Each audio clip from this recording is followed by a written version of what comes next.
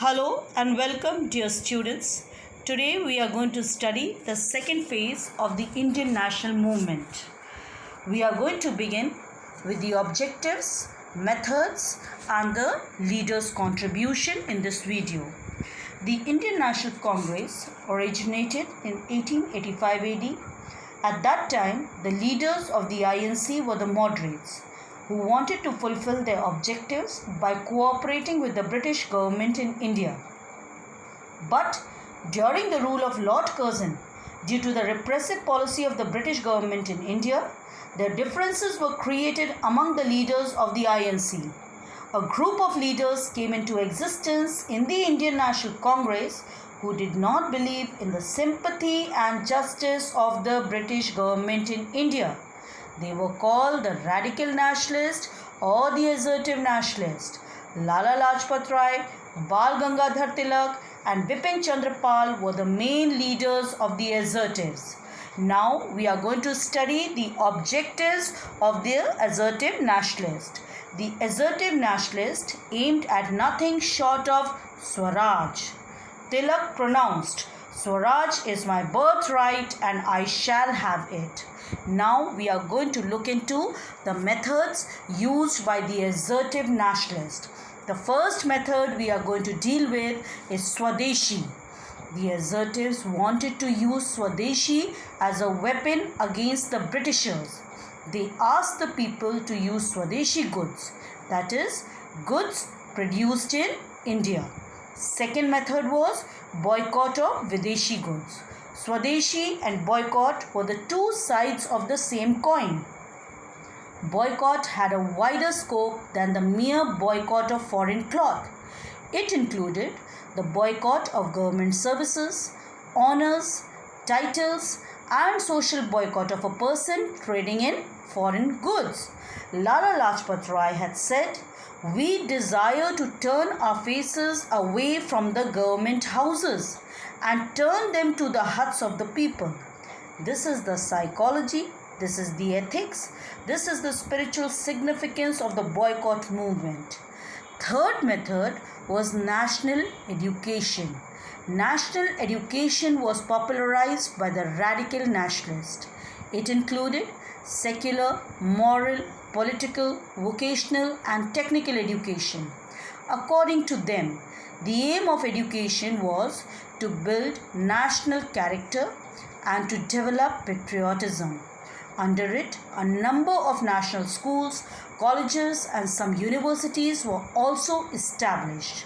Fourth method used by the Assertives was revivalism. The radical nationalists wanted to revive India's past glory. Tilak started the celebration of Ganpati festival in Maharashtra in 1893 AD, followed with the celebration of Shivaji festival in 1895 AD. He also started a number of akharas and lathi clubs in Maharashtra to make the youth strong and brave. Fifth method was passive resistance.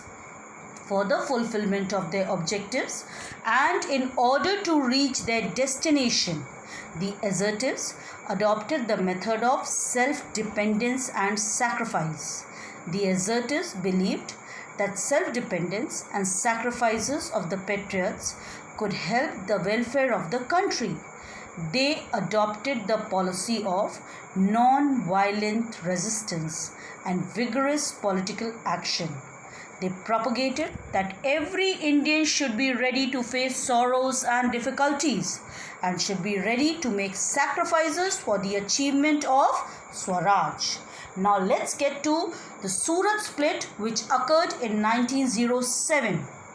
To placate the Assertive Nationalist, the Kolkata session of the Congress in 1906 AD adopted Swaraj as its goal and passed resolution supporting Swadeshi, boycott and national education. But the early nationalists in the Congress did not like this development. The Assertives wanted to extend the Swadeshi and boycott movement to rest of India, but the early nationalists wanted to confine it to Bengal only.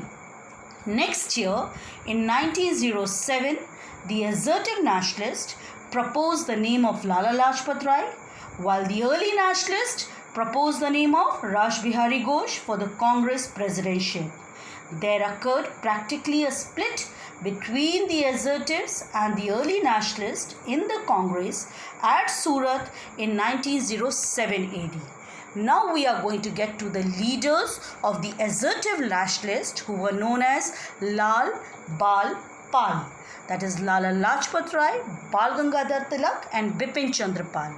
First we are going to deal with is Lala Lajpat Rai, who was also known as Sher-e Punjab or Punjab Kesari. His educational and he was an educationist and a forceful writer. He wrote a magazine, Young India. In the USA, Lala Lajpat Rai started a monthly magazine, Young India, to spread the message of the right of the Indians to attain Swaraj. He also wrote a book on national education which called for reforms in the prevalent education system. His other books were The Call to Young India, England's Debt to India, The Political Future of India. Through these books, he inspired the Indian youth to rise and fight for their country. He was also a social reformer. He started many schools, colleges and orphanages. He worked for Arya Samaj and DAV College at Lahore. He started People's Society for the welfare of weaker section. Now, political work of Lala Lajpat Rai is that he went abroad to get more support. He joined the Ghadar Party in USA. In 1914, he went to England as the member of the Congress delegation, and from there he went to America and joined the Ghadar Party. During his stay, Lala Lajpat Rai was able to win over many people for the cause of Indian nationalism and freedom struggle. During Simon Commission, in a procession against Simon Commission, he was injured in Lathi charge, and a month later he died on November 17, 1928. Now let's get to the next leader, that is Bal Gangadhar Tilak. He had proclaimed, Swaraj is my birthright and I shall have it. He changed the method of petitions to demand for political rights. He organized Lathi clubs and akharas to give political training and to increase the feeling of self-defense and patriotism.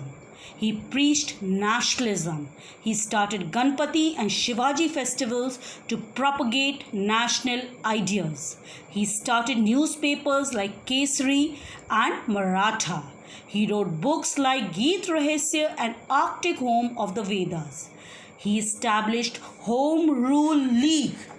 The All India Home Rule League was a national political organization founded in 1916 to lead the national demand for self-government termed Home Rule and to obtain the status of a dominant within the British Empire as enjoyed by Australia, Canada, South Africa, etc.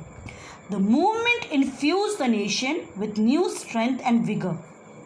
Tilak's contribution in the league made him a hero of the masses. He was also known as father of assertive nationalism and father of Indian unrest. Let's get to the next leader, that is Bipin Chandra Pal. He is known as father of revolutionary thought in India. As a journalist, he worked for Bengal Public Opinion, the Tribune and New India. National education, he wanted national education to be the basis of freedom movement. He worked for the following efforts to remove the social evils from the society. He opposed caste system, he advocated widow remarriage, he supported women's education, he stressed to develop industries, proposed to tax rich more than the poor. He demanded for 48 hours of work in a week and increase in wages. Thank you.